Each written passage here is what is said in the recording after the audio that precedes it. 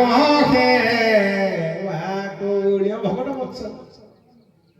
তিনি তেওঁলোকৰ গৰাকী হ'লে কিন্তু সদায় ভকতৰ অধীন গতিকে তেওঁৰ চৰণ সেৱা কৰি থাকিলে হৈ গ'ল একো কৰিব নালাগে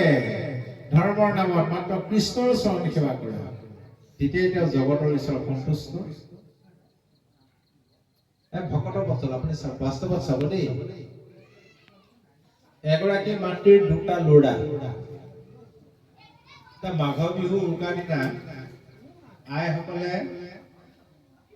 পিঠা পনা তিলৰ লাড়ু নাৰিকলৰ লাড়ু এইবিলাক বনাই নবনাই মাঘ বিহু উৰুকাৰ দিনা বনাই আছে মাকে ডাঙৰটো ল'ৰা ক'লে বোপাই তই খাই বৈ উঠিলে বোলে হ'ল তই নুশুবি দেই মোক তামোলে কাপে কাটি দিবি অকণমান পিছত লাল চাহ এখন বনাই দিবি মই খাম ডাঙৰতে কি ক'লে মই নোৱাৰো এই বুলি একেবাৰে বিশ্বনাথ উঠি লেপত লগ পালগে সৰুটোৱে আকৌ কি কৰিছে মাকক তামোল এটা কাটিছে চাহ এখন বনাই দিছে আৰু পিছত ধৰি আছে ডাঙৰটোৱে আকৌ অকণমান সময় পিছত মাকক মাৰিছে ঐ মা বোলে কি হ'ল ডাঙৰকে নাৰিকলৰ লাড়ু এটা বনাই ভাইটিহঁতক দি পঠিয়াই মোক খাবলৈ মন গৈছে এতিয়া মাকে ডাঙৰকে নাৰিকলৰ লাড়ু এটা বনালেও বনাই পেলাই সৰুকে দিলে মনে মনে খাই ককাই নকৰিলে তাৰমানে কি ডাঙৰটোহে বিচাৰিছিলে যদি একেবাৰে দুটা সন্তান হয় দুটাকে দুটা লাড়ু বনাই দিব লাগিছিলে বিচৰাটোক নিদিলে নিবিচৰাটোক কেলে দিলে বাৰু তাৰমানে মাইকেও পক্ষপাত কৰে মানে দুইটাই কাজিয়া লাগিলে মাক সদায় সৰুটো খুলিয়া হ'ব নহ'ব তইতো বিচৰা আমি সমস্ত মানৱ এক ঈশ্বৰৰ সন্তান সকলো আমি এক ঈশ্বৰৰ সন্তান হলেও ভগৱন্তলৈ পক্ষপাত কৰে ভগৱন্ত কাৰ পক্ষত থাকে যদ্যপি কবাতে এতে ভগৱন্ত ভকতৰ পক্ষপাত তথাপি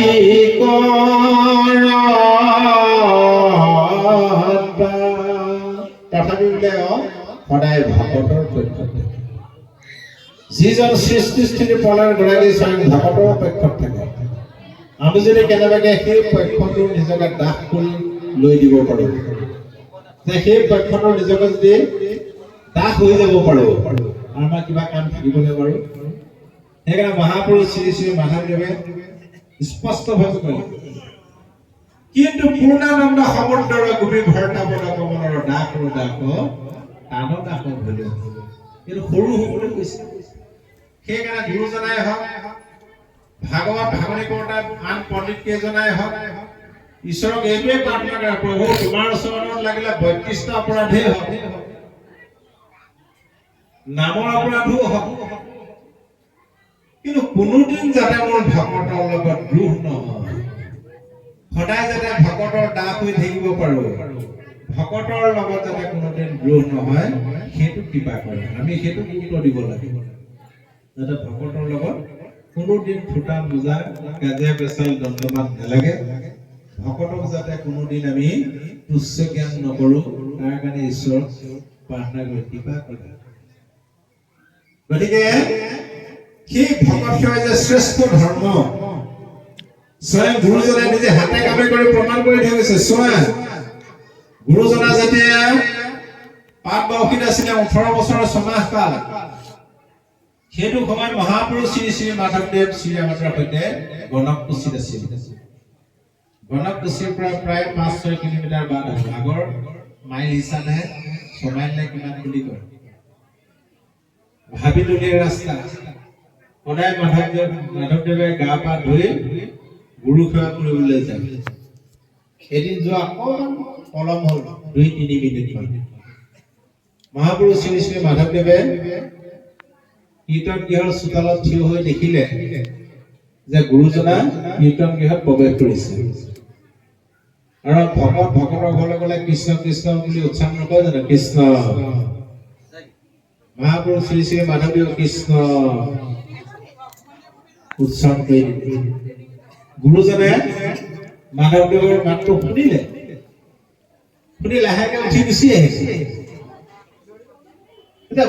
মহাপুৰুষ শ্ৰী শ্ৰী মাধৱদেৱে গুৰুজনাক কৃপালু বাপ আপোনাক এই মুহূৰ্তত দেখিছো কীৰ্তন গৃহত প্ৰৱেশ কৰে আজি হৰি সেৱা নকৰিলে নেকি আপুনি লগে লগে উঠি গুচি আহিছে গুৰুজনে মাধৱদেৱক কৈছে বৰাৰপুৰ তুমি এই কথাটো আজিলৈকে বুজিবলৈ বাকী থাকিব লাগে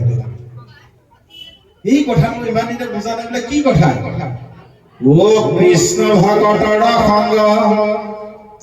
নপাইবা যেবে হৰি পূজা সেৱা আদি কৰিবা যেতিয়ালৈকে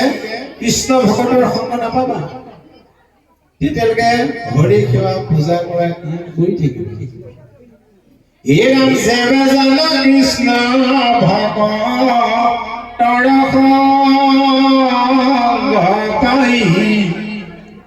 হৰি সেৱা পূজা কৰি একো লাভ নাই যদি কেনেবাকে কৃষ্ণ ভগতৰ সংগ পাই গলা আপুনি গা পা ধুই এগৰাকী বন্তিক জ্বলাই থৈ আহিলে তাৰপিছত আপুনি গা পা ধুই মুৰ্গী হলে ওলাইছে আৰু যাবলৈ পানী এঘটি লৈ তেনেকুৱাতে ভকত দুজন আহিলে আপুনি যদি কয় বাপ সমস্ত বহক দেই মই গুৰু সেৱা কৰি হওক সেইদিনা আপোনাৰ মাইনাছে হ'ব প্লাছ নহয় আৰু তাকে নকৰি আপুনি ভাবিব লাগিব মই যে মহাভাগ্যৱান সাক্ষাৎ চৈতন্য কৃষ্ণকে পাইলো এই বাপজন আহক আহক বহুৱাই লৈ ধূপ এডাল জ্বলাই ভকতজনক সেৱা এটা কৰি দিলে হৈ গ'ল সেইদিনা আপোনাক গুৰু সেৱা কৰাৰ কোনো প্ৰয়োজন নাই কাৰণ ভকতৰ চাৰি বস্তু প্ৰকাশমান গুৰুদেৱ নামক চাৰি বস্তু বিদ্যমান হৈ থাকে ভকত সেৱা শ্ৰেষ্ঠ ধৰ্ম সেইকাৰণে গুৰুজনাই ক'লে মই বন্তিক জ্বলাই লৈছো তেনেকুৱা পৰম ভকত তোমাৰ মাতটো শুনিব লগে লগে কৃষ্ণ বুলি উঠি গুচি আহিলো তুমি আশীৰ্বাদ ৰজেবে বাৰ্তা মই পাইলো নম কৃষ্ণ বুলি মাত্ৰ সেৱা কৰি আহিলো কৃষ্ণ বুলি উঠি গুচি আহিলো এই বুলি মাধৱদেৱক গুৰুজনাই সেৱা কৰিছে গুৰুজনাক মাধৱদেৱে সেৱা কৰিছে আমাৰ যে গৃহলৈ ভকত আহিলে উভয়ে সেৱা কৰিছে দেহটো সেৱা নকৰে নহয় দেহটোহে ননাই ঘনাই কেকম আমি দেহৰ দৃষ্টিত থাকো আকৌ সেইকাৰণে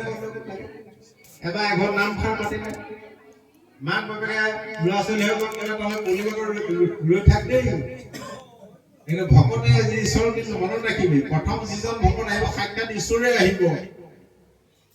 ভকত আহিলে আমাক মাত লগাই দিব আহিলে এজন ভকত কৃষ্ণ কৃষ্ণ বুলি ল'ৰা ছোৱালী ভকত আহিছে সাক্ষাৎ ঈশ্বৰ আহিছে লৰালৈকে মাক বাপেকে গামোচাখনে পানীয়ে বান্ধি দিলে হুৰ মুখে আহিছে দেহৰ দৃষ্টি আছিলে ডাইটি নদাই ভদাই কেকম দেখিলা নহব আত্মাৰ দৃষ্টি অন্তৰ দৃষ্টিৰে চাব লাগিব তেওঁ অন্তৰত কোন আছে চিনাকি মানুহজনৰ ঘৰখন দেখিলে গৃহস্থজনক দেখে নেদেখে স্কুলখনেদি পাৰ হ'লে স্কুলৰ ভিতৰত থকা ব্লেক বৰ্ডখনে ডেস্ক বেঞ্চ বিলাকে দেখে নেদেখে সেইবিলাক দেখে নেদেখে ঠিক সেইটো আমি এই পঞ্চভৌতিক দেহবিলাক দেখিলে দেহত থকা আত্মাৰ ৰূপী ঈশ্বৰক দেখিব লাগিব সেইটো হ'ল অন্তৰ দৃষ্টি গতিকে সেই হৃদয়তে আছে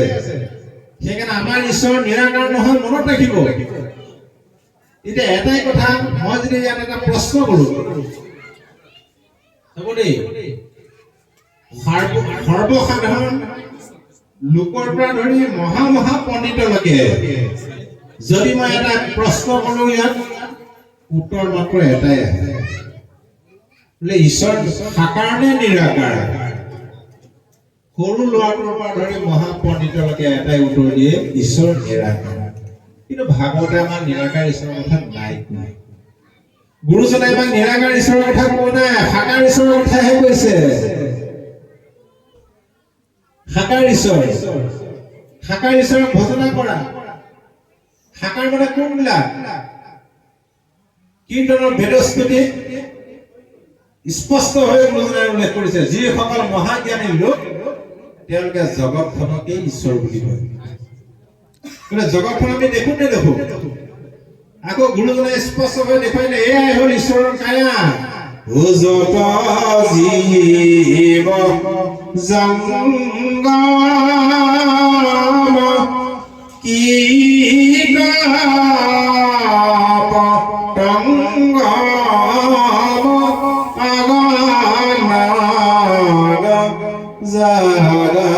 তেৰি